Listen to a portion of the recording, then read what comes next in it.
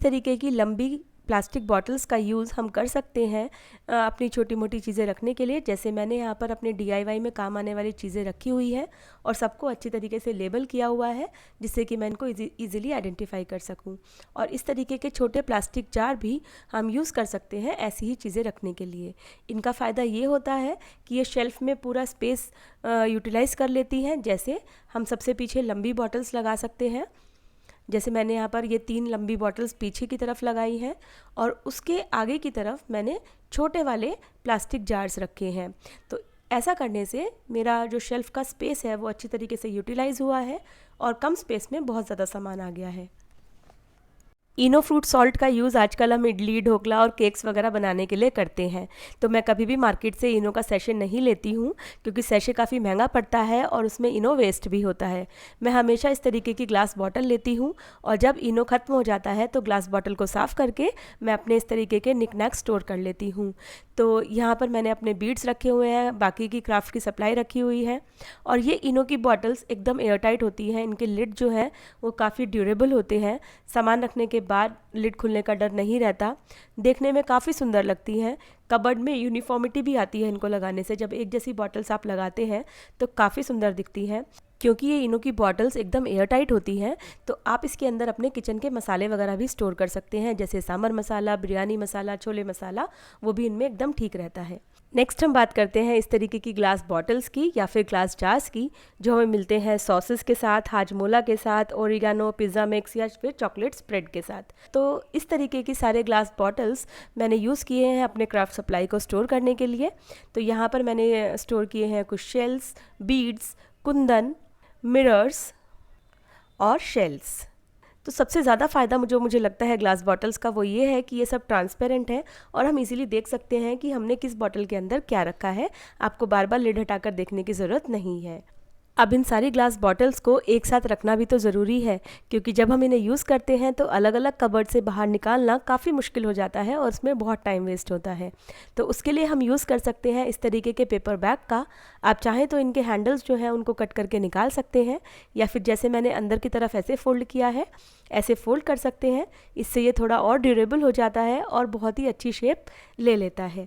अब ऐसे बैग के अंदर हम अपनी सारी ग्लास बॉटल्स को लगा सकते हैं, जैसे मैं यहाँ पर लगा रही हूँ उल्टा करके, जिससे आप पीछे से आसानी से देख सकें कि किस बॉटल के अंदर कौन सी सप्लाई रखी है, और आप इन सबको एक साथ ही निकाल भी सकते हैं अलमारी के बाहर। नेक्स्ट हम बात करेंगे इस तरीके की छोटी छोटी डिब्बियों की। ये प्ले डो की डिब्बियाँ हैं, जो छोटे बच्चों की क्ले होती है ना जिससे बच्चे खेलते हैं, उसकी खाली डिब्बियाँ हैं। तो इनका यूज़ भी मैं करती हूँ छोटी मोटी चीज़ें रखने के लिए। जैसे यहाँ पर मैंने अलग अलग शेप्स के मिरर रखे हैं। इसमें मैंने डायमंड शेप मिरर रखे हैं, दूसरी डिब्बी में मैंने राउंड शेप मिरर रखे हैं, ये मैंने बड़े वाले राउंड शेप मिरर रखे हैं, और इस वाली डिब्बी में मैंने रखी है मैग्नेट्स। तो इस तरीके से चीज़ों को अलग अलग रखना बहुत आसान हो जाता है, और इसमें भी हम पीछे की तरफ से देख सकते हैं कि कौन सी डिब्बी में क्या रखा है। तो इनको भी मैंने इसी बैग में लगा दिया है, और अब मैं इनको कबर्ड में रख दूंगी एक साथ, और जब मुझे ज़रूरत होगी तब मैं इनको ऐसे ही निकाल भी सकती हूँ आसानी से। है ना बढ़िया टिप। इस तरीके के कार्डबोर्ड बॉक्सेस हम सबके घर में होते हैं, जो हमें ऑनलाइन शॉपिंग में मिलते हैं साथ में, और ये बहुत ज़्यादा स्टर्डी होते हैं, बहुत ही मजबूत होते हैं, और इनके अंदर बहुत ही अच्छा स्पेस भी होता है। तो ऐसे बॉक्सेस को मैं यूज़ करती हूँ अपने लेसेस और दूसरी स्टिचिंग वाली सप्लाईज़ रखने के लिए। तो मैंने सारी लेसेस को अलग अलग सेग्रीगेट कर लिया है और सब पर एक रबर बैंड लगा दिया है, जिससे कि ये खुले नहीं। और फिर उसके बाद मैंने इन सबको ऐसे बॉक्सेस में रख दिया है, और उसके बाद मैंने इन सब लेसेस को बॉक्स के अंदर रख दिया है। जब भी मुझे ज़रूरत पड़ेगी मैं ये बॉक्स बाहर निकाल लूँगी, और जिस भी लेस की मुझे ज़रूरत होगी वो मैं इसमें आसानी से निकाल सकती हूँ। और उसके बाद इम्पॉर्टेंट है बॉक्स को लेबल करना। तो जो भी सामान मैंने बॉक्स के अंदर रखा है, ऊपर मैंने लिख दिया है कि इसके अंदर मैंने क्या क्या चीज़ें रखी हैं, जिससे कि मुझे इनकन्वीनियंस ना हो, बार बार मुझे खोलकर चेक ना करना पड़े। अगर आप चाहें तो इन बॉक्सेस को पेंट भी कर सकते हैं, या फिर किसी प्रिंटेड पेपर या फिर कपड़े से कवर भी कर सकते हैं। अब नेक्स्ट है, इसी तरीके के बॉक्सेस को हम ऊपर से कट करके एज ड्रॉअर ऑर्गेनाइजर्स यूज़ कर सकते हैं। तो यहाँ पर मेरे पास ये कार्डबोर्ड का बॉक्स है, अगर आप चाहें तो इसको ऐसे ही यूज़ कर सकते हैं। या फिर जिस तरीके से मैंने इसको कपड़े से और लेस से कवर किया है ऐसे कवर कर सकते हैं। तो ये जो प्रिंटेड वाला कपड़ा है ये है एक बेडशीट का कपड़ा, और दूसरा ये जो वाइट वाला लगा हुआ है ये मेरे प्लाजो का कपड़ा है। और इसी तरीके से मैंने एक और बॉक्स बनाया है, इसमें मैंने अपना पुराना कुर्ते का कपड़ा लगाया है प्लस एक रोप से थोड़ा सा डेकोरेट कर दिया है। तो ऐसा करने से ये कार्डबोर्ड बॉक्सेस काफ़ी सुंदर बास्केट्स में कन्वर्ट हो जाते हैं। इस बॉक्स में मैंने रखे हैं सारे टेप और एडेसिव्स, जिससे कि ज़रूरत पड़ने पर मुझे ये सब एक ही जगह पर मिल जाएं, और अगर मेरे किसी और फैमिली मेम्बर को भी ज़रूरत पड़े तो वो भी आसानी से इनको ले सकें। और इसको भी मैंने रख दिया है अपनी क्राफ्ट सप्लाई वाली अलमीरा में।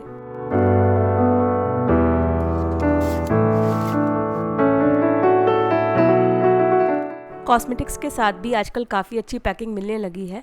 तो ये है एक फुट क्रीम की खाली डिब्बी, और इसके अंदर मैंने रख दिए हैं सारे ऑल पिन्स।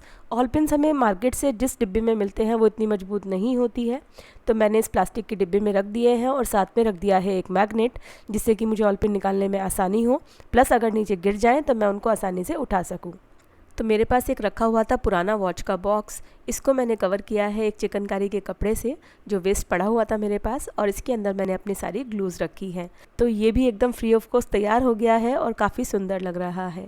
और ये दूसरे वॉच के बॉक्स में मैंने रख दिए हैं अपने बीड्स। ये भी हमारा हो गया है बेस्ट आउट ऑफ वेस्ट। अब बात करते हैं ग्लू गन की। तो ग्लू गन रखने के लिए मैं इस तरीके के एक पेपर बैग का यूज़ करती हूँ, जिससे कि ग्लू गन रखने में मुझे प्रॉब्लम नहीं होती, और ग्लू स्टिक भी साथ में ही इसके रख देती हूँ। अगर आप ग्लू गन को ऐसे ही रखते हैं तो वो कबर्ड से बार बार गिरती रहती है, तो बैग में रखने से उसको रखना काफ़ी कन्वीनियंट हो जाता है। तो बैग के ऊपर मैंने लिख दिया है कि इसके अंदर ग्लू गन और ग्लू स्टिक है, जिससे कि मुझे उसको ढूंढने में प्रॉब्लम ना हो।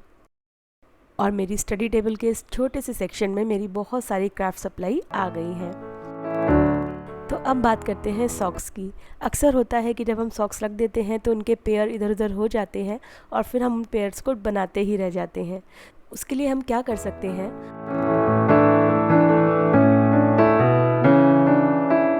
हम सॉक्स के पेयर को ऐसे एक साथ रखेंगे और फिर इस तरीके से हम एक साइड से रोल कर सकते हैं, और फिर ये जो दूसरी साइड है ये देखिए इस तरीके से हम इनको अंदर की तरफ ऐसे फोल्ड कर सकते हैं, जिससे कि जो सॉक्स का पेयर है वो कभी अलग अलग नहीं होगा और हमें ढूंढने में कभी भी प्रॉब्लम नहीं होगी। और फिर इनको मैं रख देती हूँ अपनी एक होममेड बास्केट के अंदर। तो ये मेरे सारे समर्स वाले शू लाइनर्स हैं, तो मैं विंटर्स में क्या करती हूँ, इन शू लाइनर्स को अंदर की तरफ लगा देती हूँ।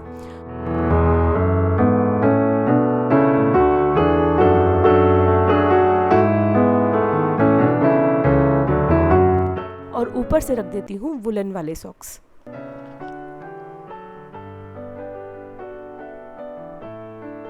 और समर्स में जस्ट अपोजिट करती हूँ, समर्स में नीचे विंटर वाले लगा देती हूँ और ऊपर समर्स वाले लगा देती हूँ। तो मेरे एक ही बॉक्स में मेरे सारे सॉक्स आ जाते हैं, और बहुत ही कन्वीनियंट भी रहता है और बहुत ही कम स्पेस लेता है ये ड्रॉर के अंदर। तो इस बास्केट को मैं रख देती हूँ अपनी ड्रॉर में। तो जब भी हमें बेडशीट चेंज करनी होती है तो हम बेडशीट के साथ के पिलो कवर ढूंढते ही रह जाते हैं। तो अगर हम बेडशीट और पिलो कवर्स को अलग अलग रखते हैं तो काफ़ी प्रॉब्लम होता है हमें बेडशीट जब हम निकालते हैं। तो उसके लिए मेरे पास क्या सोल्यूशन है कि हम बेडशीट को स्टोर कर सकते हैं उसी के एक पिलो कवर के अंदर। तो पहले बेडशीट को आप नीटली फोल्ड कर लीजिए, और फिर एक पिलो कवर को बेडशीट के साथ ही रख दीजिए, और फिर जो दूसरा पिलो कवर है उसके अंदर आप बेडशीट और पिलो कवर दोनों को ऐसे रख सकते हैं, और नीटली फोल्ड करके आप इसको अपनी कबर्ड में रख दीजिए। नेक्स्ट टाइम जब भी आप बेडशीट चेंज करेंगे तो आपको पिलो कवर्स को अलग से ढूंढना नहीं पड़ेगा, और आपके काफ़ी टाइम की बचत भी हो जाएगी। उसके अलावा आपकी जो कबर्ड है वो भी काफ़ी नीट दिखती है, काफ़ी ऑर्गेनाइज दिखती है, और काफ़ी सुंदर भी दिखती है। तो ये था आज का वीडियो, और अगर आपको ये वीडियो अच्छा लगा हो तो वीडियो को लाइक ज़रूर कीजिएगा। मेरे चैनल श्वेता गुप्ता को सब्सक्राइब कीजिएगा ऐसी और वीडियोस देखने के लिए, और मैं मिलती हूँ आपसे एक नई और इंटरेस्टिंग वीडियो के साथ। तब तक के लिए बाय बाय।